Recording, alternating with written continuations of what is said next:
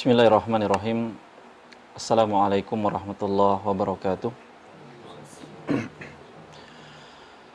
Innal hamdalillah nahmaduhu wa nasta'inuhu wa nastaghfiruh wa na'udzu billahi min syururi anfusina wa sayyiati a'malina. Man yahdihillahu fala mudhillalah wa may yudlil fala hadiyalah. Asyhadu an la ilaha illallah wahdahu la syarikalah wa asyhadu anna Muhammadan abduhu wa rasuluh la nabiyya wa la rasula ba'da. Amma ba'du. Ma'asyiral muslimin, ma'asyiral muslimat, kawan-kawan sekalian dimanapun berada yang semoga dirahmati oleh Allah Subhanahu wa ta'ala.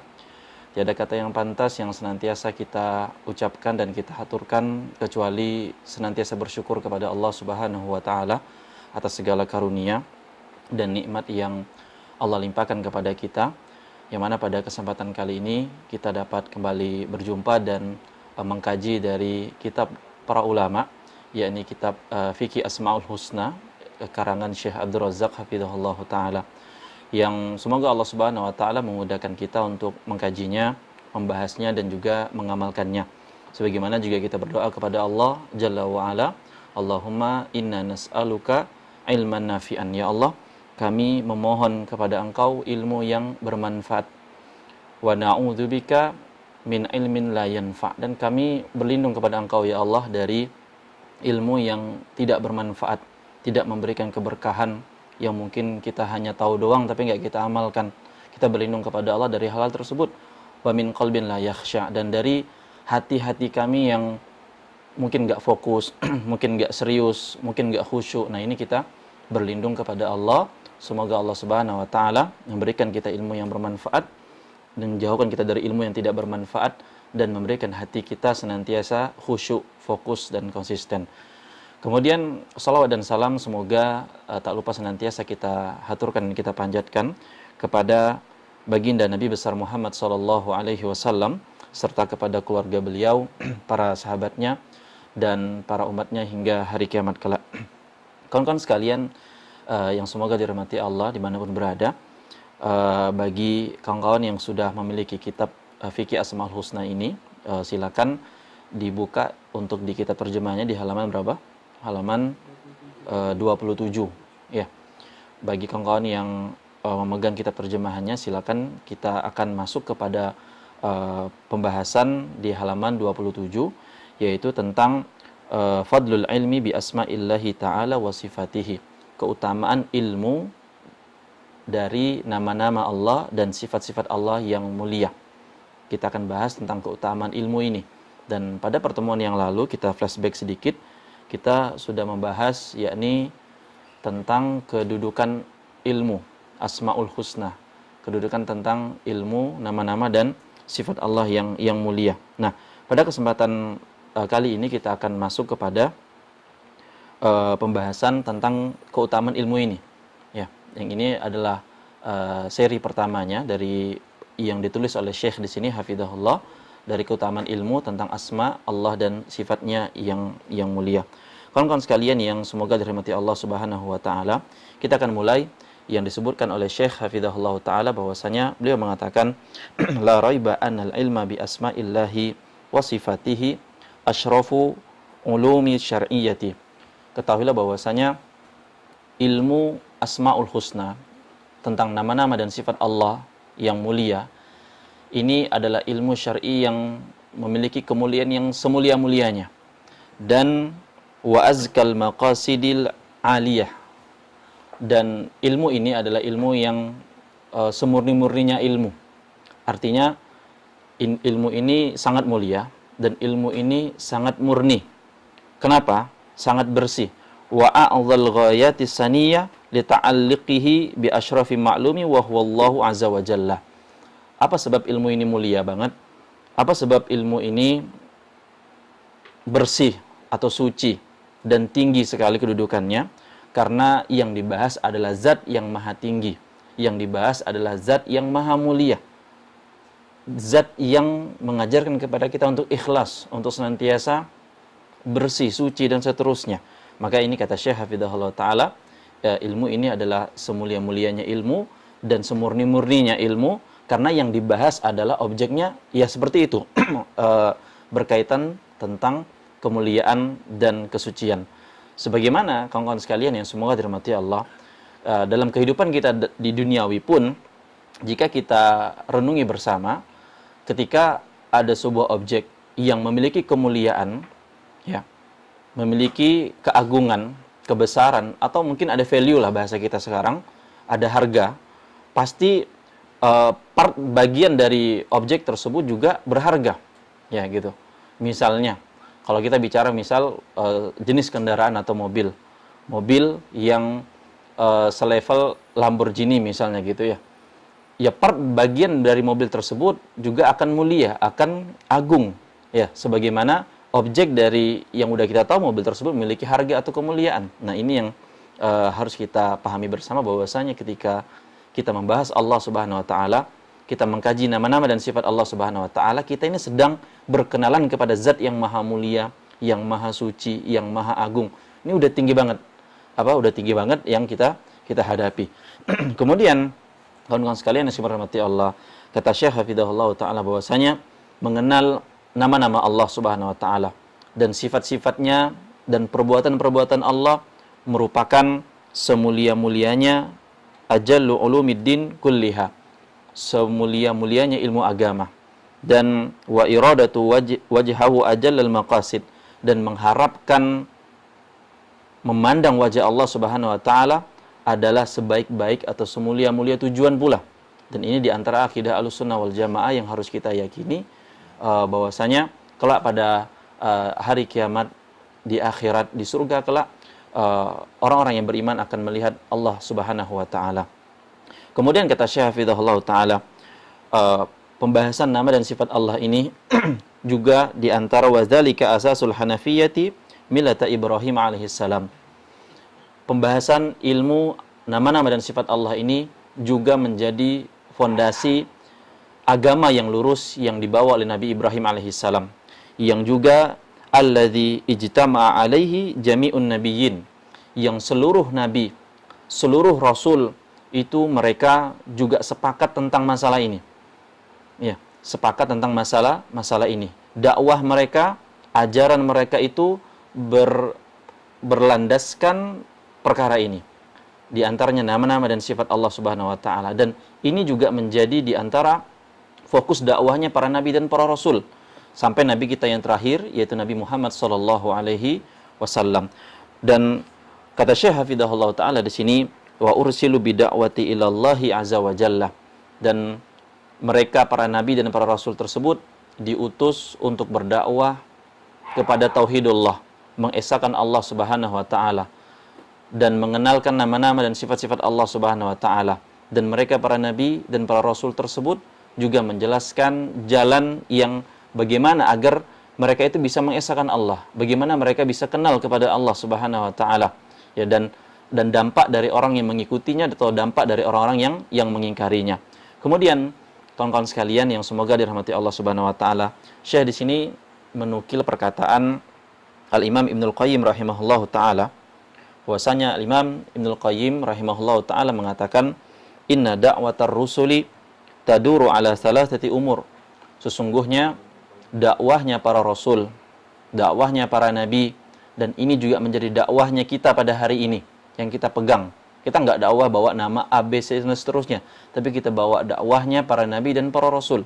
Apa kata Al-Imam Ibnul Qayyim rahimahullahu ta'ala? Dakwah para rasul itu nggak lari dari tiga hal. Nggak lari dari tiga hal. Dakwah rasul, dakwah para nabi nggak lari dari tiga hal. Nah, yang pertama apa dakwah mereka? Ini penting. Kata beliau rahimahullah, ta'rifur rabbi al-mad'u ilaihi bi asma'ihi wa sifatihi wa af'alihi. Yang pertama kata beliau rahimahullah, yaitu mereka memperkenalkan kepada manusia, kepada mad'u, kepada murid-murid mereka. Siapa yang dikenalin? Allah Subhanahu wa taala. Melewat nama-nama dan sifat Allah dan perbuatan Allah Jalla wa Ala tersebut. Ini yang pertama. Dan ini menjadi landasan kawan-kawan sekalian yang semua dirahmati Allah. Kalau mungkin kemarin kan ada yang bertanya tuh, bilang, Ustadz, kita kalau mau mulai belajar agama dari mana? Saya baru hijrah nih, saya baru mau tobat, saya mau belajar agama, kira-kira mulai dari mana? Maka mulailah dari sini, kenal siapa penciptamu. Ya, man rabbuka, siapa Robmu? Yang kita mungkin Islam dari lahir, Ya enggak? Insya Allah di sini semua Islam dari lahir kan? Islam dari lahir. Tapi kalau ditanya, merasakan benar-benar Islam kapan? Merasakan benar-benar kenal sama Allah Subhanahu wa taala kapan? Ini menjadi jawaban masing-masing dari kita. Oh, Ustaz, saya mungkin dulu baru kenal Allah, baru kenal Rasulullah SAW, baru kenal tauhid, baru kenal sunnah Nabi.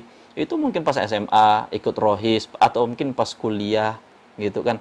Pas kuliah, ikut lembaga dakwah dan semisalnya, baru kenal, gitu loh, baru tahu. Nah, ini poin penting, kawan-kawan sekalian yang semoga dirahmati Allah Subhanahu wa taala. Kata Ibnul Qayyim rahimahullah, fokus dakwah Nabi dan para rasul alaihi salatu wassalam ngajak manusia kenalan sama Allah. Ya, kalau bahasa dalam orang pernikahan itu apa sih? Ada yang udah pernah nikah? Apa? Ya, belum pernah nikah malah yang jawab gitu ya. Apa? Ta'aruf gitu loh. Ya. Perkenalan gitu loh. Ya. Harus kita ini berkenalan dengan Allah Subhanahu wa taala lewat apa tadi? Nama-nama dan sifatnya dan perbuatan Allah Subhanahu wa taala. Itu yang pertama. Kemudian yang kedua, kata Ibnu Qayyim rahimahullah taala, aslus tsani ma'rifatut tariqil al-mawsulati ilaihi wa hiya dzikruhu wa syukruhu wa ibadatuhu allati tajma'u kamalu hubbahu wa kamal adzulul lahu. Kata beliau rahimahullah taala, yang kedua, fokus dakwah para nabi dan para rasul, dan ini juga menjadi konsep kita pada hari ini, yaitu para nabi dan para rasul ini menjelaskan, memberikan penjabaran, ya, memberikan penjelasan bagaimana Anda bisa kenal, bagaimana Anda bisa tahu nama dan sifat Allah dan perbuatan Allah Subhanahu wa taala. Caranya apa? Metodenya apa? Yaitu Anda bisa dengan berzikir. Ya, di antara cara menjelaskan agar sampai kenal sama Allah, tahu dengan Allah, ya, merasakan bahwasanya Allah adalah Rabb-Nya, penciptanya, dengan berzikir kepadanya, bersyukur kepadanya, dan begitu pula beribadah kepadanya. Dan ini kata beliau rahimahullahu ta'ala akan menyampaikan kedudukan seorang hamba tersebut kepada kesempurnaan cinta dan ketundukan kepada Allah Subhanahu wa ta'ala. Makanya kawan-kawan sekalian yang semoga dirahmati Allah, dan kita udah sampaikan pada pertemuan yang lalu, banyak yang mengklaim, banyak yang mengklaim tentang cinta kepada Allah Subhanahu wa taala dan rindu kepada Allah Subhanahu wa taala. Akan tetapi apakah cinta atau kerinduan tersebut benar atau seutuhnya, dan ketundukan kepada Allah Subhanahu wa taala itu terjadi dengan seutuhnya? Maka dari pembahasan kita ini bisa menjadi sebuah indikator atau menjadi standar apakah kita benar-benar sudah cinta kepada Allah, apakah kita sudah benar-benar rindu kepada Allah Subhanahu wa taala. Ini yang harus kita camkan dan kita perhatikan pada diri kita masing-masing. Kemudian yang ketiga, kata Ibnu Qayyim rahimahullahu taala, beliau mengatakan bahwasanya aslus salis, perkara yang ketiga, yaitu ta'rifuhum ma lahum ba'dal wusuli ilaihi fi dari karamatihi minan na'imil ladzi afdaluhu wa ajalluhu ridahu anhum wa tajliyahi lahum wa ru'yatahu wajhul ula al-a'la wa salamahu alaihim wa taklimuhu iyyahum. Kata beliau rahimahullahu taala, metode ketiga yang disampaikan oleh para nabi dan para rasul ketika mereka memperkenalkan nama-nama dan sifat Allah atau memperkenalkan Allah kepada manusia, yaitu mereka menjelaskan, menerangkan balasan bagi orang-orang yang tunduk atau cinta taat kepada Allah Subhanahu wa taala, berupa surga, berupa kenikmatan di dalam surga tersebut, dan yang paling mulia dan yang paling utama, balasan orang-orang yang kenal dan jatuh hati cinta benar kepada Allah Subhanahu wa taala atas ketentuan Allah tersebut, maka kelak dia akan mendapatkan penglihatan atau melihat wajah Allah yang mulia pada hari kiamat kelak, dan ucapan keselamatan bagi orang-orang penghuni surga tersebut dan berdialog dengan Allah di surga tersebut. Maka kawan-kawan sekalian yang semua dirahmati Allah, walaupun masalah ini ada yang mengingkarinya, atau sebagian dari kawan-kawan kita atau dari sebagian kaum muslimin mengingkari masalah ini, yakni melihat wajah Allah, berdialog dengan Allah, Maka ketahuilah bahwasanya Allah Subhanahu wa taala berfirman dalam Quran surat Yunus ayat yang ke-26, Allah mengatakan lilladzina ahsanul husna wa ziyadah. Bagi orang-orang yang berbuat baik semasa hidup di dunia dan kelak dia di surga akan mendapatkan pahala terbaik wa ziyadah, kata Allah, dan dia akan mendapatkan tambahan. Para ulama tafsir menafsirkan ayat tambahan di sini sebagaimana hadis Nabi SAW diriwayatkan dari Suhaib radhiyallahu anhu, Rasulullah SAW bersabda, "Idza dakhala ahlul jannatil jannata." Jika penghuni surga itu sudah masuk surga. Ya. Qala, mereka, Allah berfirman kepada mereka, apa kata Allah? Yaqulullahu tabaraka wa ta'ala, "Turiduna syai'an azidukum." Wahai para penghuni surga, kira-kira mau tambahan apa enggak? Ya. Ini harus kita imani. Ini hadis Nabi SAW, penjelasan dari surat Yunus ayat ke-26 tadi. Kata Allah, apakah kalian ingin tambahan? Ya, pengen ziyadah apa enggak? Nah, kita kalau hidup di dunia kan, apalagi yang baik-baik, yang nikmat-nikmat tuh pasti pengen ditambah enggak? Ya kan? Pasti pengen ditambah, apalagi di surga. Allah bertanya, Allah Maha tahu tentang tabiat kita sebagai manusia, pengen tambahan, apalagi kebaikan atau kenikmatan. Kata Allah, pengen tambahan apa enggak? Maka para penghuni surga menjawab, fayaqulun alam tubayyid wujuhana. Ya Allah, Engkau udah memutihkan wajah-wajah kami. Ya. Alam tudkhilnal jannata, dan bukankah Engkau juga telah memasukkan kami ke dalam surga? Artinya apa ya Allah, ini nikmatnya luar biasa. Engkau udah baguskan paras kami, Engkau masukkan kami ke dalam surga, wa nunajjina minan nar, kata para penghuni surga, dan Engkau selamatkan kami dari neraka ya Allah. Maka Nabi sallallahu alaihi wasallam melanjutkan hadisnya, fayakshiful hijab. Allah buka hijabnya pada hari itu. Ya, fama u'tu syai'an ahabba ilaihim minan nadhri ila rabbihim azza wajal. Maka tidak ada satupun anugerah kenikmatan di surga yang paling dicintai oleh penghuni surga kecuali melihat kepada wajah Allah Subhanahu wa taala. Subhanallah. Ini cita-cita kawan-kawan sekalian. Ini ambisi kita masing-masing, tanamkan sekarang. Punya cita-cita masuk surga melihat wajah Allah. Ketemu sama Allah, ketemu sama pencipta kita. Ya, mungkin kalau sekarang kok saya nggak ngerasa kayak gitu ya Ustaz ya. Kok saya nggak bisa ngerasa ya di surga pengen ketemu sama Allah gitu loh. Gini aja, simpelnya gini aja.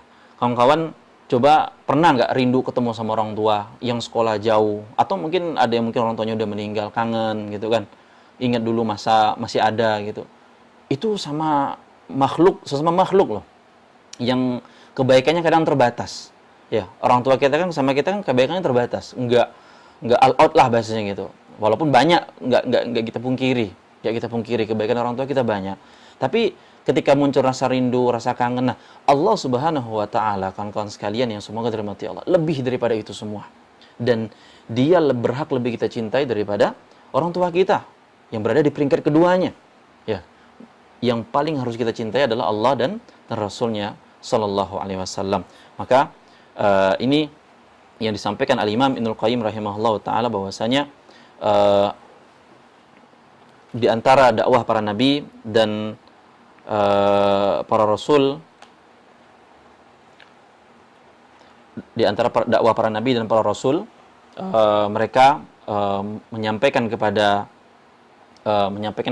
mad'unya atau orang-orang yang didakwakannya, yakni berkenalan dengan Allah Subhanahu wa taala, sampai mereka berharap, rasa rindu, rasa cinta, mereka kangen ketemu sama Allah dan berharap bertemu dengan Allah, berdialog dengan Allah, dan melihat wajah Allah Subhanahu wa taala. Kawan-kawan sekalian yang semoga dirahmati oleh Allah Subhanahu wa taala, kita lanjutkan penjelasan dari Syekh Abdul Razak hafizahullah taala. Mungkin masuk ke halaman selanjutnya di terjemahan di halaman ke-28. Kata beliau hafizahullah taala bahwasanya dakwah Rasul yang terakhir, yaitu khatamar Rasul sallallahu alaihi wasallam di hadza matlubul azim, dakwah Rasul yang terakhir itu Nabi kita sallallahu alaihi wasallam, ya, qudwah hasanah kita bersama, bahwasanya beliau mengajarkan atau menuntun fa'arrafan nasu rabbahum wa ma'budahum ghayatan ma yumkinu an tanalahu qawamuhum minal ma'rifati. Beliau sallallahu alaihi wasallam itu memperkenalkan kepada umatnya tentang Allah Subhanahu wa taala tentang sesembahan mereka Jalla wa'ala sesuai dengan kemampuan kadar yang mereka bisa terima. Ya.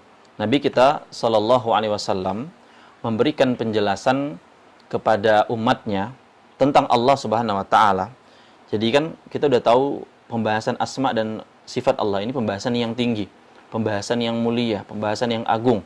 Nah, tapi Nabi Sallallahu Alaihi Wasallam saking hikmahnya, saking bijaksananya dalam menyampaikan kepada umatnya, beliau itu kenalkan Robnya dan Rob kita semua kepada kita sebagai umatnya Sallallahu Alaihi Wasallam itu sesuai dengan kadar kemampuan kita, sesuai dengan kadar kemampuan kita. Ya, jadi bukan sesuatu yang ada alasan kita nggak bisa ngerti atau nggak bisa paham. Beliau Sallallahu Alaihi Wasallam jelaskan kepada umatnya sesuai dengan kadar kemampuan kita agar kita bisa menangkap penjelasan tersebut. Ya, kadang kalau beliau butuh untuk ulangi, beliau ulangi. Beliau kadang ringkas, ya beliau ringkas. Atau beliau kadang berikan penjelasan lebih luas, beliau berikan penjelasan yang lebih luas. Sampai apa? Kata penulis di sini, sampai hatta tajallat ma'rifatuhu subhana fi qulubi ibadihil mu'minin. Sampai nancep di hati orang-orang beriman. Ya. Jadi penjelasannya itu dapat diterima, mudah kita masuk ke dalam pikiran kita, hingga menancap dalam hati-hati orang-orang beriman tersebut, dan timbullah rasa keimanan yang tinggi dan cintanya kepada Allah Subhanahu wa Ta'ala. Dan beliau Sallallahu Alaihi Wasallam, Nabi kita yang mulia, lam yada' li ummatihi hajatan fi hadha ta'rif la ila min qablihi wa la ila min ba'dihi. Beliau Sallallahu Alaihi Wasallam tidak meninggalkan umatnya, kita sebagai umatnya, sedikit pun penjelasan tentang nama-nama dan sifat Allah, baik yang sebelum ataupun sesudah beliau. Tapi beliau telah mencukupinya. Artinya apa? Udah gamblang, udah sempurna, udah jelas penjelasan dari Nabi Shallallahu Alaihi Wasallam. Beliau ajarkan nih, kasih kurikulum gitu. Ya, ini ada kurikulum, ada jadwal. Ya penjelasannya kayak gini.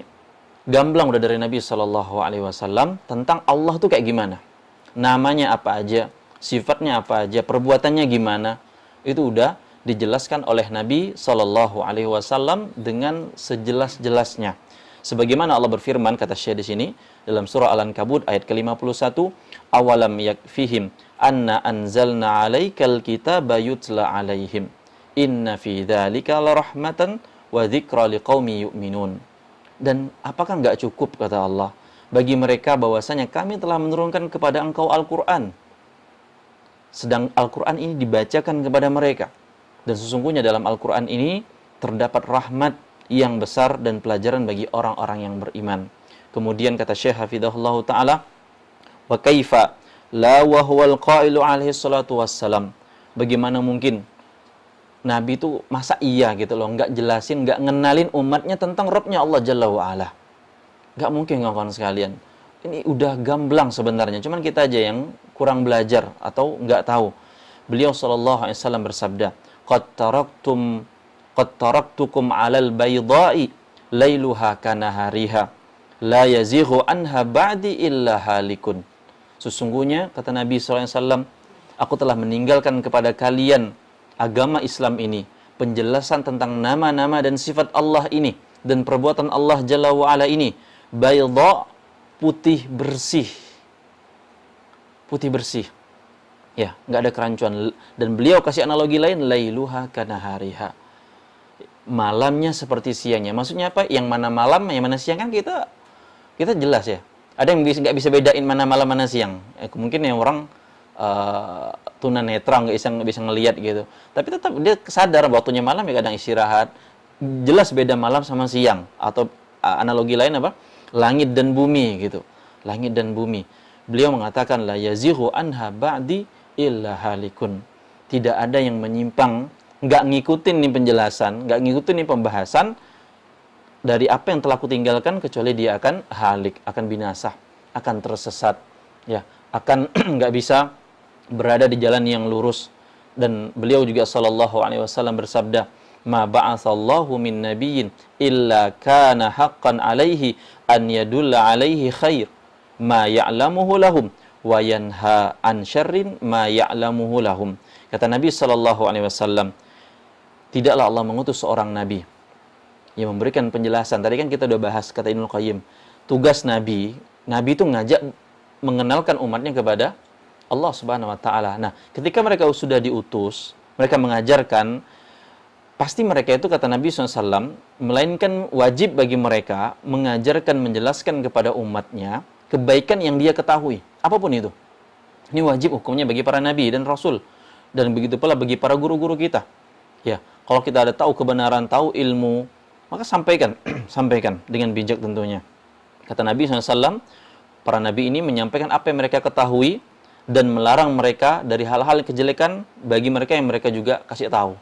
Ya, semuanya keseimbangan yang Nabi SAW sampaikan. Kemudian dalam riwayat yang lainnya, Nabi SAW atau sahabat Abu Dzar radhiyallahu anhu berkata, Abu Dzar radhiyallahu anhu mengatakan, tarakna Rasulullah sallallahu alaihi wasallam ma ta'irun yuqallibu janahaihi fil hawa'i illa wa huwa yadhkuru minhu ilman.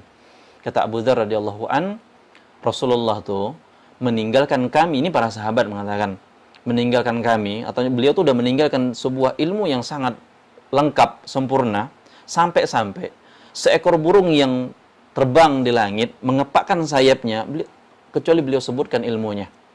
Ya, sebuah analogi dari Abu Dzar radhiyallahu an, betapa sempurnanya ajaran yang Nabi SAW sebutkan, dan begitu pula tentang pengenalan kita kepada Allah Subhanahu wa taala. Sebagaimana beliau bersabda, kata beliau, "Ma baqiya syai'un yuqarribu minal jannati wa yubaidu minan nari illa waqad buyyina lakum." Tidak ada yang tersisa sedikit pun, kata Nabi SAW, perkara agama ini tentang mengenal Allah, nama-nama dan sifatnya dan perbuatan Allah, ya, yuqarribu minal jannah, yang bisa mendekatkan diri kalian kepada surga, wa yubaidu minan nar, dan juga hal-hal yang menjauhkan kalian dari neraka, illa waqad buyyina lakum, kecuali sudah aku jelaskan kepada kalian, kata Nabi sallallahu alaihi wasallam. Artinya apa, kawan-kawan? Semua udah jelas. Semua udah gamblang. Enggak ada yang rancu, enggak ada yang enggak jelas, tinggal kita mau apa enggak nggali atau belajarnya.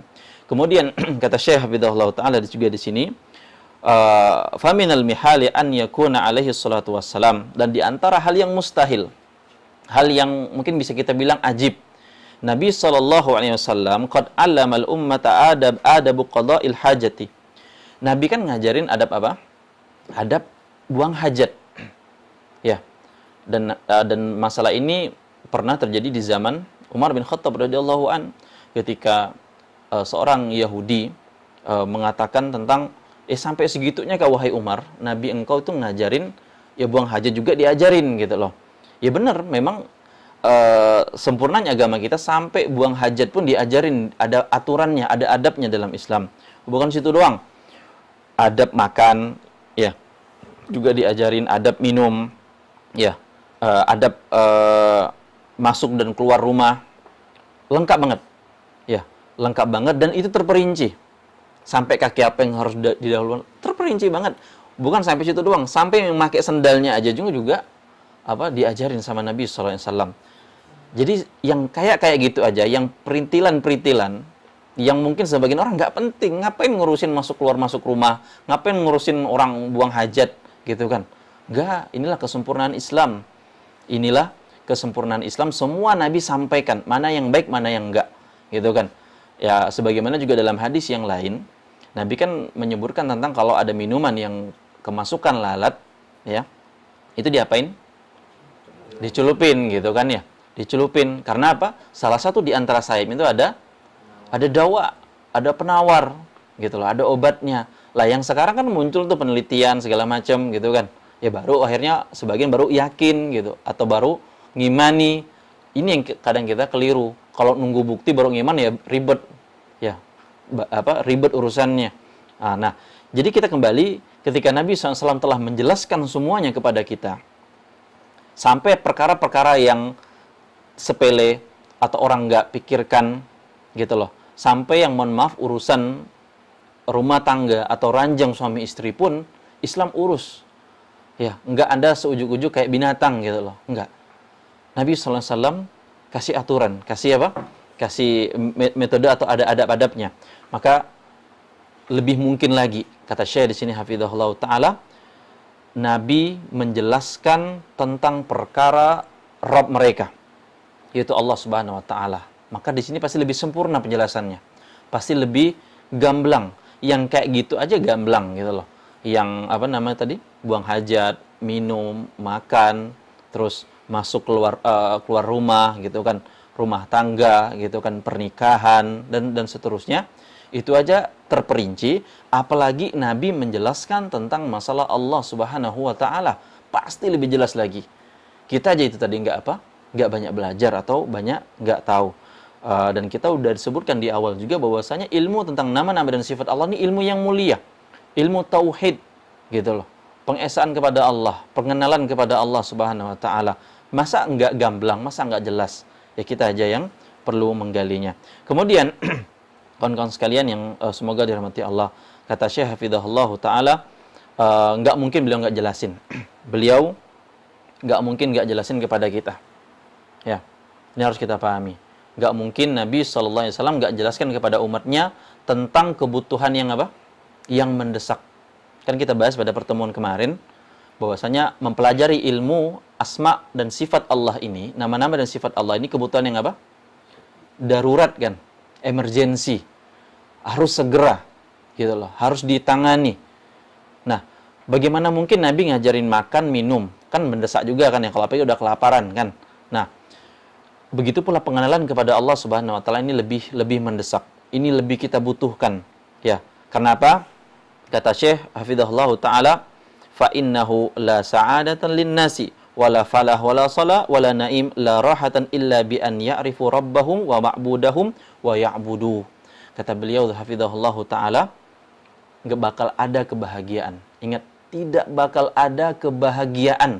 Kita enggak bakalan bisa bahagia walaupun Anda tiap malam mungkin makan nasi kebuli, besoknya makan nasi mandi. Orang anggapnya bahagia. Oh, tuh bahagia banget tuh Ustaz. Saya di rumah cuma makan nasi putih sama kerupuk, nasi putih sama telur rebus misalnya gitu kan, untuk hemat-hemat dan seterusnya.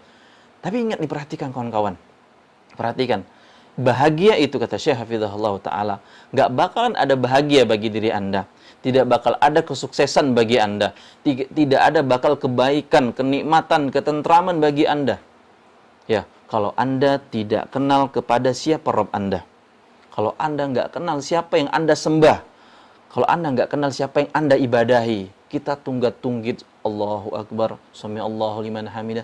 Tapi kita nggak kenal siapa yang kita hadapi, subhanallah. Makanya kawan-kawan sekalian, yang semoga dirahmati Allah, ini yang kadang kita nggak bisa khusyuk sholat. Kita sholat nggak bisa khusyuk tuh, kita nggak kenal siapa yang kita hadapin.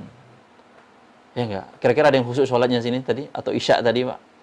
Ada rasanya khusyuk banget dah tadi itu, Ustaz. Subhanallah, imamnya baca apa tadi kira-kira yang sholat isya situ? Hah? Ada yang ingat? Syukur masih ingat gitu ya, surah An-Naba gitu loh. Ya, tapi kalau kita introspeksi diri kita masing-masing, kan banyak kadang pertanyaan tuh, Ustaz, bagaimana sih cara agar sholat tuh khusyuk gitu kan? Ya di antara masalahnya kita tuh nggak kenal siapa yang kita ibadahi. Kenalnya tuh ya sekerat doang gitu kan. Kenalnya Allah, Allahu Akbar, Allah Maha Besar, saya cinta sama Allah. Sampai pasang di stiker di dashboard mobil atau dashboard motor gitu kan. Apa ada love, I love Allah gitu kan.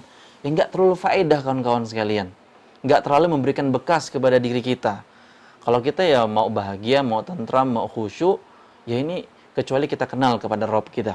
Kecuali kita kenal kepada sesembahan kita yang kita ibadahi gitu loh, minimal 5 kali sehari. Ya, ini yang harusnya kita perhatikan dan kita camkan. Dan kalau kita udah kenal, kita udah mendapatkan feel dari, oh ini loh Allah, ya, ini loh Rabb kita, ini loh sesembahan kita, maka kita bakal senantiasa berharap sama Dia, bergantung kepadanya dan mengingat kepadanya, mendekatkan diri kepadanya, taqarrub. Ya, dan kalau udah mendekatkan diri kepada Allah tadi, jatuh-jatuhnya apa? Menjadi qurratu a'yun, penyejuk mata. Ya, menjadi penyejuk mata. Makanya Nabi SAW itu penyejuk matanya adalah dengan apa? Dengan sholat. Penyejuk mata atau buat hati tenang gitu kan. Kita kan kalau kadang mau rileks itu, biasanya kawan-kawan ngapa kalau mau rileks? Mau nyejukin mata itu maksudnya, ya mungkin bahasa kita ada bilang nyuci mata lah, bahasa gitu kan. Ya, entah ada yang bilang jalan-jalan ke mall gitu kan. Atau Anda bilang nongkrong di warung kopi Ustaz gitu kan. Atau ada apa lagi misalnya? Ke Singkawang gitu ke pantai gitu, naik gunung. Pokoknya refreshing yang gitu. Tapi Nabi kita Shallallahu alaihi wasallam itu rileksnya beliau, santainya beliau, penyejuk pandangan beliau itu adalah apa? Sholat. Kok bisa sih Ustaz? Kebayang nggak kita kira-kira kok bisa ya Rasulullah SAW itu penyejuk pandangannya, qurratu a'yunnya itu adalah dengan sholat. Ya iya, beliau adalah manusia yang paling kenal kepada Allah Subhanahu wa taala. Beliau kenal As-Sami, beliau kenal Al-Basir, beliau kenal Al-Alim, Al-Khabir. Semua nama-nama dan sifat Allah beliau kenal karena beliau Rasul dan Nabi yang kita tahu. Ya iyalah gitu kan ya. Ya maka yuk kita kayak Nabi SAW gitu loh. Kenal kepada Allah agar kalau kita tuh kadang pengen relax, pengen refresh gitu kan. Ya udah kuncinya apa? Salat. Nah, makanya heran kalau ada orang salat makin lama salat dia makin gelisah gitu loh. Ya, iya mungkin bukan karena bacaan dari imamnya, tapi mungkin imamnya udah bagus atau juara MTQ misalnya. Ya mungkin dia kurang kenal kepada Allah Subhanahu wa taala. Ya, ini yang harus kita perhatikan. Maka kata Syekh Hafizahullah taala ketika orang udah nggak kenal sama Allah, ketika orang nggak tahu menahu tentang Allah Subhanahu wa taala, tentang Rabb-nya tersebut, dan dia terlepas dari hal ini semua, famata faqadu dzalika kanu aswa'u halan minal an'ami bikatsirin. Kalau orang udah nggak kenal sama Allah, nggak tahu, nggak mau peduli, dia tahu mungkin ya saya tahunya sholat 5 waktu wajib-wajib aja nih gitu loh. Saya tahu pokoknya nutup aurat aja nih. Tapi nggak pernah ada rasa pengen lebih kenal kepada Allah Subhanahu wa taala. Kata Syekh di sini, barang siapa yang mereka tuh kayak gini nih, nggak kenal kepada Allah, itu jatuh-jatuhnya kanu aswa'u halan minal an'ami bikatsir. Dia bisa lebih jelek daripada binatang ternak. Dia bisa lebih jelek daripada binatang ternak, kawan-kawan sekalian. Subhanallah. Kok bisa lebih jelek daripada binatang ternak? Allah Subhanahu wa taala berfirman dalam surah Al-Furqan ayat ke-44, kata Allah Subhanahu wa taala, innahum illa kal an'am bal hum adallu sabila. Mereka itu nggak kenal sama Allah, nggak tahu siapa yang dia sembah. Dia nyembah sih, udah sholat 5 waktu, tapi nggak pernah dia memperbaiki dari kualitas sholatnya, kualitas pengenalannya kepada Allah Jalla wa'ala. Maka dia bisa lebih buruk daripada binatang ternak, dan dia telah tersesat di jalan yang sangat sesat, kata Allah Subhanahu wa taala dalam surah Al-Furqan ayat ke-44. Kemudian kawan-kawan sekalian yang semoga dirahmati Allah Subhanahu wa taala, kata Syekh Hafizahullah taala, seorang muslim mengetahui kedudukan dan keutamaan ilmu ini. Seorang muslim yang sudah mengetahui tentang ilmu asma dan sifat Allah ini, mulianya ilmu ini, bahwasanya ilmu ini adalah fondasi, ilmu ini adalah pondasi dakwahnya para rasul, para nabi dan para rasul. Inilah jalan kemuliaan, kejayaan, kemenangan, kebahagiaan, ya, baik di dunia dan begitu pula di akhirat. Maka daripada itu, kata Syekh Hafizahullah taala, man fi qalbihi adna hayatan aw mahabbatan li rabbih. Barang siapa yang ada sedikit, ini beliau ngambil apa? Ngambil indikator yang dikit aja. Siapapun kalau ada dikit aja di dirinya itu dari rasa cintanya kepada Rabb-nya, ada cahaya dari kehidupannya, artinya dia pengen hidupnya lebih baik, gitu loh. Kan kalau ditanya setiap orang pasti pengen hidupnya lebih baik. Kan nggak mungkin ada orang pengen hidupnya lebih buruk. Pasti rata-rata pengen hidupnya lebih bersinar, lebih bercahaya, lebih sukses, lebih bahagia. Nah, ini kata Syekh Hafizahullah, barang siapa yang dalam hatinya itu ada sedikit aja gitu loh, ada pengen lebih baik, terus ada rasa cinta, maka saya yakin kalau ditanya setiap muslim, mau yang lintas manapun, ditanya cinta nggak sama Allah, ya pasti cinta, gitu loh. Kecintaan kepada Rabb-nya, dan kata Syekh Hafizahullah, wa syauqa ila liqa'i, dan dia rindu bertemu dengan Rabb-nya. Dia rindu ingin bertemu kepada Rabb-nya dan melihat kepada wajah Rabb-nya tersebut. Maka kata Syekh Hafizahullah taala, jadikanlah ilmu asma wa sifat ini sebagai poin penting Anda, sebagai tujuan dalam belajar Anda, dan Anda hendaknya bersemangat dalam mempelajarinya, mengetahuinya, dalam mengenalnya dan menambah wawasan terhadapnya. Dan Anda mungkin ada pertanyaan, ada yang dibingungkan, bersemangat juga dalam bertanya dalam masalah tersebut.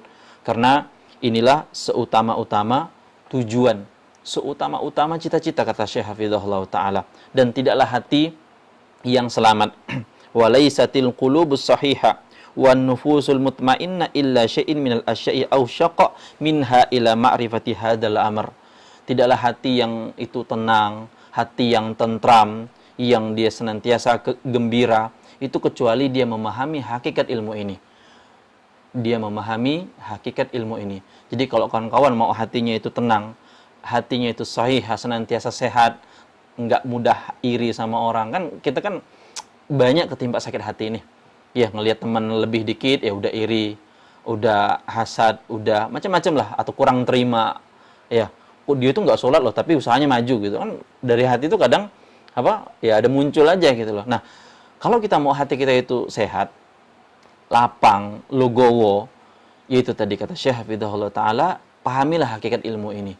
Pahami ilmu asma dan sifat Allah Subhanahu Wa Ta'ala, maka Anda akan bahagia, logowo, lapang, nggak sengsara, dan seterusnya dari kebahagiaan-kebahagiaan tersebut. Kemudian kata Syekh juga Hafizahullah Ta'ala, wa hadhil ma'rifatu hiya allati 'alaiha madarus sa'adati. Dan ilmu ini tentang nama dan sifat Allah Subhanahu Wa Ta'ala itu adalah merupakan poros dari kebahagiaan. Ya, kalau poros itu kan berarti berada di mana? Di tengah ya, poros. Dan dia menjadi inti dan yang mengitarinya adalah kebahagiaan. Makanya artinya kalau Anda udah pegang nih ilmu, Anda udah kenal Al-Alim, As-Sami, Al-Basir, Al-Khabir, Ar-Rahman, Ar-Rahim, udah kenal dengan sepengenalan yang sebenar-benarnya, udah. Artinya apa? Hidup Anda bahagia. Hidup kita bakal bahagia, kawan-kawan sekalian, subhanahu Allah. Makanya nggak ada manusia yang paling bahagia hidupnya, kata para ulama, kecuali siapa? Nabi dan Rasul sallallahu alaihi wasallam. Tapi kalau kita lihat secara zahir dari kehidupan beliau, kira-kira seneng apa enggak sih?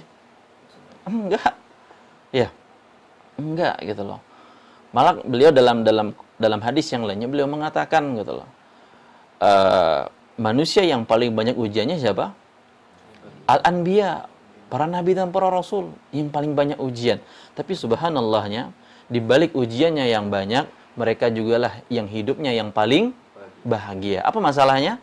Apa titik poin pentingnya? Mereka paling kenal kepada yang memberikan ujian tersebut. Mereka paling kenal kepada Ar-Rahman Ar-Rahim. Gitu loh, kawan-kawan. Ketemu nggak kira-kira rumusnya gitu? Bahwasanya Anda kalau mau bahagia, ini poros loh. Ini poros. Ya, kalau Anda udah ada di poros ini, udah ada di titik ini, udah. Gimana pun jungkir balik hidup kita, mau bangkrut, rumah kebakaran, gitu loh. Ya, disenggol orang, diserempet orang, dicopas sama orang misalnya gitu, karena hak cipta kita, atau macam-macam dah, hasil kerjaan kita. Kalau kita udah ada di titik ini, udah ada di poros ini, udah semuanya bahagia, bahagia, bahagia, bahagia. Begitulah kehidupan Rasulullah Sallallahu Alaihi Wasallam. Ya. Kemudian kata Syekh Hafizahullah Ta'ala, beliau mengatakan, wa bulughul kamali wa taraqqi fi darajil raf'ah. Dan ilmu ini, ilmu asma wa sifat ini merupakan poros kebahagiaan dan juga tangga kesempurnaan. Tangga kesempurnaan dan begitu pula jembatan dari segala macam kemuliaan. Jembatan dari segala macam kemuliaan dan jalan menuju kebahagiaan dunia dan kebahagiaan akhirat. Dan kata Syekh Hafizahullah Ta'ala, wan nasu fi hadza baina mustakthirin wa maqallin wa mahrumin. Dan dalam masalah ini dan dalam ilmu asma dan sifat Allah ini, itu manusia itu kebagi. Ada orang yang kenal kepada Allah dengan pengenalan yang sebenar-benarnya. Ya, ini yang pertama. Kemudian yang kedua, kata beliau, ada yang sedikit mengenal Allah. Ya mungkin kita ini masih dalam kategori apa? Sedikit. Kita kalau ditanya nama-nama dan sifat-sifat Allah, mungkin hafal 99 nama, mungkin gitu loh.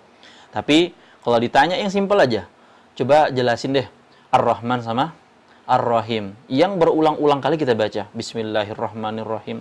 Alhamdulillahi Rabbil Alamin, Ar-Rahmanir Rahim. Berulang lagi, mau yang sholat wajib, mau yang sholat sunnah. Tapi ketika ditanya, siapa itu atau apa itu maksud Ar-Rahman dan Ar-Rahim, dah, angkat tangan semua. Angkat tangan. Berarti menunjukkan apa? Kita nggak kenal. Komat kami doang, Ar-Rahman, Ar-Rahim, Ar-Rahman, Ar-Rahim, Ar-Rahman, Ar-Rahim. Ya, di ujuk-ujuk dikasih ujian sama Allah. Ya Allah, kok saya dikasih ujian gitu loh. Ini nggak kuat ya Allah ujian ini gitu loh. Padahal itu bagian dari Ar-Rahman dan Ar-Rahimnya Allah. Anda kalau nggak diuji, Anda tuh nggak bakal kayak gini gitu loh. Sebenarnya konsep Allah tuh kan gitu. Allah kalau kasih ujian sama hamba, itu kan kata Nabi SAW, Idza ahabballahu qauman ibtalahum. Allah kalau cinta sama suatu kaum, sama suatu orang, sama suatu person, Allah kasih ujian. Dan balik lagi kepada hadis tadi yang kita sampaikan, manusia yang paling banyak ujiannya siapa? Nabi lagi. Berarti artinya apa? Allah cinta banget sama Nabi, sama Rasul. Dan kita sudah tahu sendiri, siapa dua kekasih yang paling kekasih Allah? Nabi Ibrahim dan Nabi Muhammad SAW. Apa gelar mereka berdua? Khalilur Rahman, kekasihnya Allah Subhanahu wa taala. Dan dua manusia ini yang ujiannya luar biasa. Ya, dua manusia ini ujiannya luar biasa. Maka tengok diri kita. Tengok diri kita, kita masuk mana nih? Kita yang masuk mustaksirin, orang yang paling banyak mengenal Allah seperti para nabi dan para rasul, atau yang qalil, yang sedikit gitu loh. Yang Ar-Rahman Ar-Rahim aja nggak tahu, Ar-Rahman Ar-Rahim aja nggak kenal, belum lagi nama-nama yang lain gitu. Gimana kita mau bahagia? Ya wajar ada hidup kita nggak bahagia gitu loh. Mau sekaya apapun kita gitu kan. Kan lihat aja tuh para dunia entertainment kan. Ya kenapa pakai narkoba mbak gitu kan? Ya Pak ya. Kenapa pakai narkoba mbak? Wah ini corona, job kurang katanya gitu kan ya. Alasnya gitu tuh. Beberapa berita kan ngatain ketika orang-orang di dunia entertainment kok pakai narkoba padahal hidupnya udah mewah. Mobil apa aja dia bisa beli gitu loh, merek macam-macam. Ya, rumah luas gitu loh. Mau jungkir balik aja udah terserah tuh. Kalau zaman kita mungkin dulu kan duit banyak kan bisa nyewa PS gitu loh. Bukan nyewa lagi itu, apa namanya? Beli PS gitu kan ya. Udah main di rumah tuh semalaman begadang nggak. Udah bahagia gitu kan ya. Ini taraf hidup yang mungkin lain lah bahasa gitu loh. Tapi kok bisa tuh orang yang sekaya-kaya itu tapi nggak bahagia-bahagia. Ujungnya apa bahagianya? Ya nyabu gitu kan. Ya pakai barang-barang terlarang dan semisalnya. Ya itu tadi, dia nggak kenal kepada yang menciptakan poros kebahagiaan ini, itu Allah Subhanahu wa taala.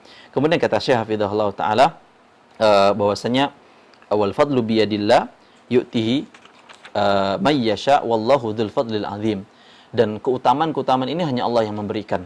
Ya, Allah yang beri, Allah yang kasih. Ada yang orang tuh banyak tahu, kenal sama Allah, ada yang taunya cuma dikit-dikit doang, dan ada yang nggak tahu sama sekali, nggak kenal kepada Allah. Dan ini kita berlindung kepada Allah dari hal tersebut. Kemudian kawan-kawan sekalian yang semoga dirahmati oleh Allah Subhanahu wa taala, kata Syekh di sini, laisat hajatul arwahi qat illa syai' a'dhamu minha ila ma'rifati bari'aha wa fatiraha wa ma'bahtahu wa dzikrahu wal ibtihaju bihi. Kata Syekh Hafizahullah taala, tidak ada kebutuhan dari ruh jiwa kita sebagai manusia yang lebih daripada kebutuhan kita kepada mengenal kepada pencipta kita, mengenal kepada tempat kita bergantung, mengenal kepada yang membentuk kita semua dan mendekatkan diri kita kepadanya, itu Allah Subhanahu wa taala. Jadi ruh kita, kata beliau hafizahullah, itu sangat butuh terhadap pengenalan kepada Allah Subhanahu wa taala. Ya, karena itu tadi balik lagi kepada inilah poros kebahagiaan. Kalau ruh kita, jiwa kita udah kenal kepada Allah Subhanahu wa taala, kepada penciptanya yang mengatur hidupnya, maka kebahagiaan yang akan meliputi dalam hidupnya tersebut walaupun ujiannya bertubi-tubi. Dan tidak ada jalan menuju kepada hal ini, tidak lain dan tidak bukan kecuali satu, Anda kenal kepada Dia, yaitu Allah Subhanahu wa taala. Mengenal sifat-sifatnya, mengenal nama-namanya gitu kan. Dan satu saya pengen sebut, misalnya kita sebut di antara nama dan sifat adalah Al-Afu. Ya. Apa Al-Afu? Yang Maha memberi maaf. Kira-kira dalam dunia kita sebagai manusia ini beri maaf kepada orang yang udah gamparin kita, ngambil duit kita, nggak bayar hutang kita, kira-kira gampang apa enggak? Berat banget. Berat banget kawan-kawan sekalian yang Allah. Tapi kalau kita nggak pelajari, ya kita nggak bakal bisa. Kita harus pelajari, kita kenali, insya Allah kita bisa sebagaimana yang Allah anjurkan kepada kita semua. Dan kata Syekh Hafizahullah Ta'ala, barang siapa yang lebih paham tentang ilmu ini, asma dan sifat ini, lebih mengenal Allah Subhanahu wa Ta'ala, lebih banyak berharap kepada Allah, lebih dekat kepada Allah, ya, maka saya ulangi, orang yang mengetahui tentang ilmu asma dan sifat ini, maka dia adalah orang yang kenal kepada Allah. Dan ketika dia udah kenal kepada Allah, dia akan lebih banyak mengharap kepada Allah. Gitu loh. Contohnya gini loh kawan-kawan. Kan tadi kan saya sebutkan Allah yang Maha Pemaaf, memberikan maaf. Ketika kita ada rasa nggak bisa maafin orang lain, udah Anda berharap sama Allah. Berharap apa? Semoga Allah maafkan kita. Karena apa? Karena kita nggak tahu kita dimaafkan sama Allah apa enggak. Kan itu masalahnya. Emang udah ada dapat gelar sertifikat ijazah Anda udah dimaafin sama Allah. Para ulama aja ketika lepas Ramadan, ngelewatin malam Lailatul Qadar, 10 malam terakhir bulan Ramadan, mereka lepas Ramadan tuh khawatir, saya ini kena maafin apa enggak gitu loh. Saya ini keterima apa enggak amal ibadah saya gitu loh. Nah, Anda kalau udah ada rasa berat maafin orang, belum bisa terima rasanya, udah coba berharap sama Allah agar Allah maafin Anda, ya. Dan semoga Anda pun bisa berlaku hal tersebut untuk mudah memaafkan kepada yang lainnya. Kemudian kata Syekh di sini hafizahullah taala, ketika orang makin kenal sama Allah, dia makin banyak berharap sama Allah tersebut dan semakin dekat kepada Allah Jalla wa Ala. Dan barang siapa yang nggak banyak tahu tentang ilmu ini atau nggak kenal kepada nama-nama dan sifat Allah, maka dialah orang yang paling jahil terhadap Allah, yang paling nggak tahu menahu tentang Allah Subhanahu wa Ta'ala. Dan ketika dia udah nggak tahu sama Allah, kata Syekh, dia akan benci. Dia akan benci. Dan contoh realitas yang paling sering yang ada di sekitar kita apa? Ketika seorang dapat ujian, ketika seorang dapat musibah, ketika seorang dapat sakit, dan dia nggak terima dengan ketentuan Allah tersebut. Ini menunjukkan dia nggak kenal kepada Allah Subhanahu wa Ta'ala. Coba dia kenal. Dia kenal sama Allah. Allah tuh utus Rasulnya. Rasulnya bilang apa? Kalau ketika tuh ada seorang mukmin sakit, tuh dosanya berguguran, terus gugur. Ya, kita kan kalau namanya hal jelek dihapusin itu kan paling seneng, ya nggak? Nah, kan sekarang kan di negeri kita kan lagi ada kasus yang besar gitu kan ya, yang bisa nutupin jejak perjalanan ke luar negeri gitu kan ya, kerja sama jaksa, hakim segala macam. Kan senangnya gitu, ketutup tuh aib-aib. Ya, kenapa kita nggak senang kalau kita lagi sakit, lagi kena musibah tuh berguguran terus dosa-dosa gitu loh. Seharusnya ya sakit tuh yang seneng gitu loh, sebenarnya gitu loh, kalau kita paham hakikat kenal kepada Allah. Makanya kalau orang yang jahil, nggak kenal sama Allah, kata Syekh di sini, jatuh-jatuhnya dia tuh bakal benci, nggak terima sama ketentuan Allah Subhanahu wa Ta'ala tersebut. Dan kalau udah benci, nggak terima, dia bakal jauh dari Allah Subhanahu wa Ta'ala. Dan nggak heran banyak yang murtad, waliyadzubillah. Dan nggak heran banyak yang murtad, kawan-kawan. Nggak kuat dengan ujian, musibah. Ujung-ujungnya apa? Lepas hijab, waliyadzubillah. Ya, lepas hijab, keluar dari Islam, waliyadzubillah. Malah menuding Islam. Subhanallah. Itu efek apa? Efek nggak kenal kepada Allah Subhanahu wa Ta'ala. Ya, efek jahil tentang Allah Subhanahu wa Ta'ala. Makanya kata Syekh di sini hafizahullahu taala, wallahu yanzilul abdu min nafsihi haitsu yanziluhul abdu min nafsihi. Allah itu akan menempatkan seorang hamba di sisi Allah Subhanahu wa Ta'ala sesuai dengan pengagungan hamba tersebut kepada Allah Subhanahu wa Ta'ala. Bisa dipahami? Anda kalau mau ngelihat diri Anda tuh indikator di sisi Allah tuh kayak gimana? Nah, lihat Anda, perlakuan Anda kepada Allah kayak gimana? Ya, konsepnya gini loh kawan-kawan, konsep cermin gitu kan. Anda kalau mau orang tuh ngomong baik sama Anda, lemah lembut gitu kan, nggak kasar, sopan, ya Anda juga harus kayak gitu sama orang.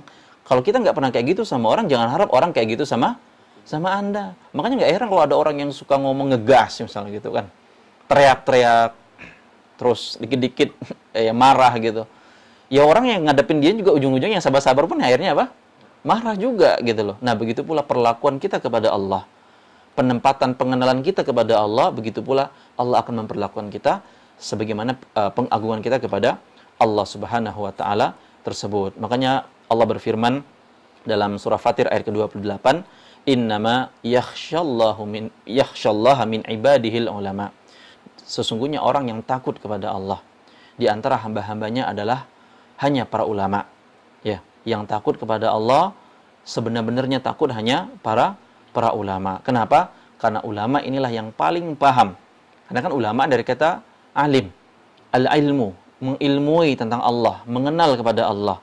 Ya, mereka tahu tentang sifat-sifat Allah, nama-nama Allah, perbuatan-perbuatan Allah. Maka seberapa pengenalan kita kepada Allah, sebegitu pula lah Allah akan memperlakukan kita. Maka kawan-kawan sekalian yang semua rahmati Allah, terakhir kata Syekh di sini, mengenal Allah itu dapat tuqawwiya janibil khauf, akan memperkuat rasa takut kita kepada Allah.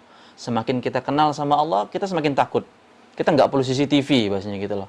Makanya beberapa di pondok pesantren, di universitas yang mendidik mahasiswa dan mahasiswinya dan santriwan, santriwatinya itu dengan tauhid kepada Allah, pengenalan kepada Allah, mereka nggak perlu pakai pengawas yang macam-macam. Mereka udah tahu bahwasanya kalau nyontek yang nggak benar, nyontek ini salah, gitu loh. Allah Maha melihat, gitu loh. Allah As-Sami Al-Basir, ya, yang Maha mendengar, ya, yang Maha melihat, yang Maha mengetahui, Al-Alim Al-Khabir. Udah nggak perlu apa? Diawasin. Maka waktu kami belajar juga dulu sampai kadang ustadznya itu keluar aja gitu loh. Karena santrinya harusnya udah paham. Antum semua belajar tauhid gitu loh. Ya. Kalau belajar tauhid, kemana Allah bahasanya gitu kan? Ya. Allah mau taruh di mana bahasanya gitu. Kalau Anda apa? Berbuat nggak benar kayak gitu. Ini kata Syekh, ketika kita belajar nama-nama dan sifat Allah itu makin memperkuat rasa takut kita. Memperkuat rasa kita semakin diawasi. Ya, dan kita makin mengagungkan harapan kepada Allah. Ya, dan menambah iman seorang hamba, membuahkan berbagai macam ibadah kepada Allah Subhanahu wa taala, dan hati hamba tersebut akan lebih cepat menuju dan kembali kepada Allah dan ridho terhadap segala macam ketentuan Allah Subhanahu wa taala. Dan kata Syekh Hafizahullah taala, seorang ini kalau udah paham nih ilmu, dia tidak akan pernah wala yaltafitu yaminan wala shimalan. Dia nggak bakal noleh kanan kiri. Artinya apa? Dia nggak peduli apa yang ada di kanan, apa yang ada di kiri. Dia tahu tujuan fokusnya kepada Allah Subhanahu wa taala. Pertolongan dan hidayah dari Allah Subhanahu wa taala. Kawan-kawan sekalian yang semoga dirahmati Allah Subhanahu wa taala, demikian yang bisa kita sampaikan pada kesempatan kali ini dari keutamaan ilmu nama dan sifat Allah Subhanahu wa taala bagian pertama. Semoga bermanfaat. Kurang lebihnya saya mohon maaf.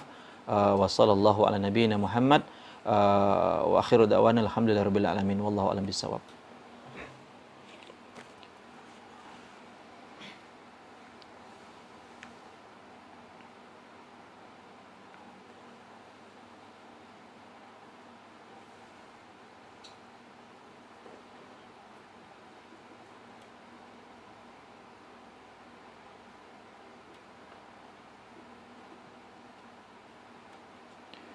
Nah, pertanyaan pertama yang saya ingin sampaikan adalah bagaimana cara menyampaikan suatu kebaikan dan mengingatkan keburukan agar bisa diterima oleh teman atau masyarakat umum. Jazakallahu khairan atas pertanyaannya. Pertanyaan ini sangat sangat berfaedah kalau menurut saya, sangat bagus, karena bagaimana kita mengajak yang lain atau mendakwahkan bahasanya gitu kepada orang-orang sekitar kita. Saya teringat perkataan Syekh Abdul Aziz bin Baz rahimahullah ta'ala. Beliau pernah mengatakan, hadzal asru asr rifqi was sabri wal hikmati. Ini zaman, ini masa kita nih sekarang, itu adalah masa yang perlu dakwah itu dengan kelemah lembutan, rifq, dan was sabr, dan kesabaran, wal hikmah, dan bijaksana. Ini kata beliau. Jadi dari sini kita bisa ambil pelajaran, kalau pengen menyampaikan suatu kebaikan, mengingatkan suatu keburukan yang semoga agar diterima oleh masyarakat umum atau orang awam atau teman kita, sampaikan dengan lemah lembut, dengan sabar dan hikmah. Tapi realitanya biasanya kawan-kawan, itu kalau mau nyampein kebenaran itu kayak orasi gitu loh. Kayak ya ngegas gitu loh. Ini bener loh, inti itu salah gitu loh. Nah ini nggak bisa terima sama orang gitu loh. Ya, Nabi SAW juga nggak kayak gitu amat gitu loh. Ya, malah kebalikannya, Nabi itu malah lebih tegas kepada orang yang udah lama belajar. Nabi lebih tegas kepada sahabat yang udah alim, yang udah banyak tahu. Tapi kalau kepada orang awam apalagi orang Baduy, orang pedalaman. Kan kita udah tahu hadis tentang orang Baduy yang kencing di Masjid Nabawi gitu loh. Apakah Nabi langsung ngegas? Langsung bentak-bentak? Kan enggak. Nah, begitu pula kita menghadapi orang awam, teman kita yang enggak tahu atau orang umum, maka jangan dengan cara yang enggak lemah lembut, enggak sabaran, dan juga enggak hikmah. Maka ini penting 3 hal ini, kata Syekh Abdul Aziz bin Baz rahimahullah, Anda harus dakwahin mereka dengan lemah lembut, ya. Kalau nggak terima ya udah sabar, ya. Kalaupun udah disampaikan dia belum ikutin, ya sabar juga. Kita yang harus sabar jadi gitu kan. Ya dia mungkin belum berubah, mungkin kapan kita nggak tahu. Dan hikmah, ya gunain kata-kata yang tepat, ya. Gunain waktu yang tepat, jangan nasihatin nyampein kebenaran orang lagi emosi-emosinya gitu kan. Wah, ini tambah pecah jadi urusannya gitu. Seperti itu, wallahu a'lam bishawab.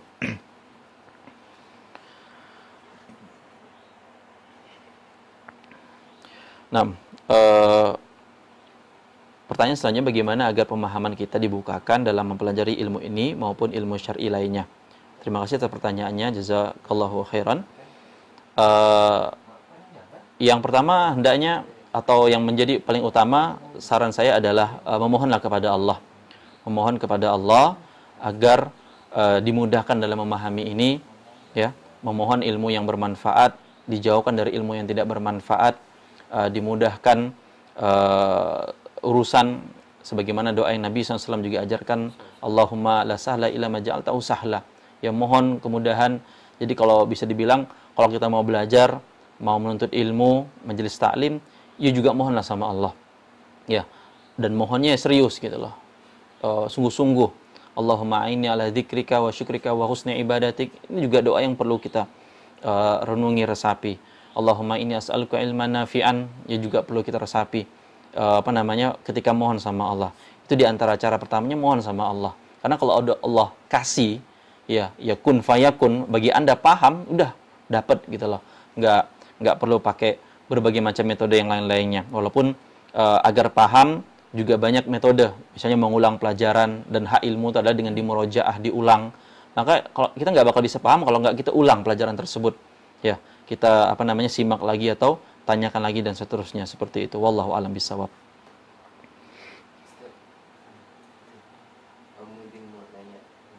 Oh, fadal.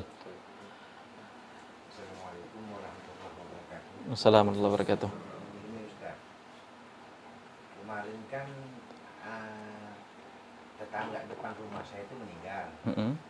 Jadi yang kita udah tahu sunah-sunah Rasulullah dari yang meninggal itu sampai dimakamkan. Yang saya ini belum tahu, Ustaz, kan sewaktu meninggal tuan rumahnya ada membuat kopi, mengeluarkan air. Yang bukan setelah pemakaman, sebelum pemakaman. Jadi, waktu kita minum kopi itu boleh enggak, Ustaz? Nah, Ustaz, boleh diulangi pertanyaannya? ya. Pertanyaannya berarti saya tangkap ya. Boleh nggak minum kopi di tempat atau acara tersebut gitu ya? Sebelum kan mayat tuh masih ada di rumah. Nah, jadi kan belum nggak ada yang bilang hadis.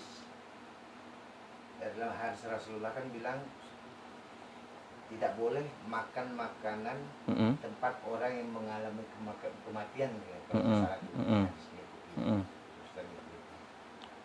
Nah, wallahu a'lam bishawab. Yang bisa saya sampaikan atau saya nasihatkan adalah yang pertama, ketika makanan tersebut bukan jatuh kepada zat yang diharamkan secara jelas oleh syariat, maka nggak masalah, gitu kan. Artinya asalnya kan boleh tuh, ya. Kan setahu saya belum ada pengharaman secara gamblang tentang masalah minuman kopi misalnya gitu ya. Kecuali entah ada campuran yang tidak diperbolehkan. Intinya asalnya dia boleh. Nah, tapi yang jadi pertanyaan adalah ketika apakah ini boleh diminum ketika ada dalam momentum tertentu, yang momentum ini juga sebenarnya dalam segi syariat juga dipertimbangkan dari boleh apa tidaknya gitu kan.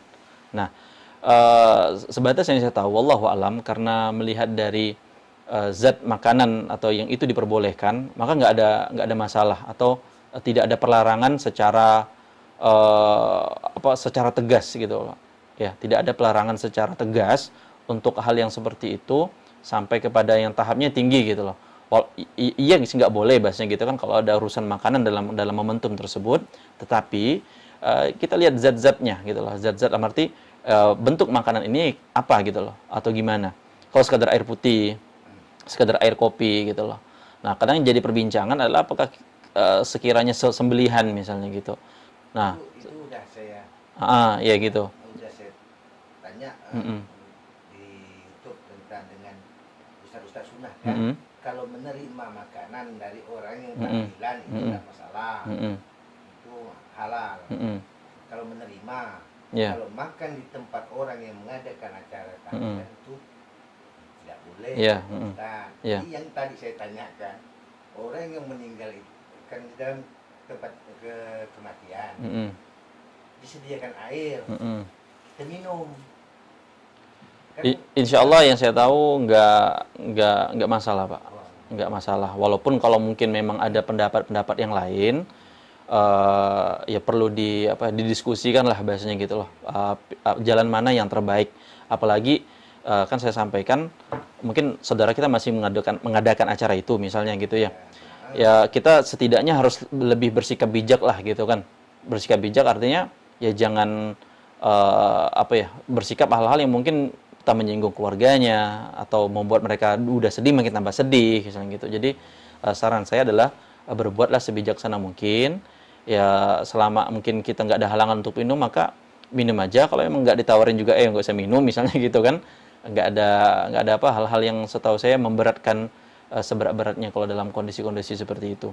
Cuma sewaktu diadakannya acara tahlilan, walaupun depan rumah, saya tidak pergi, jemaah masjid pergi.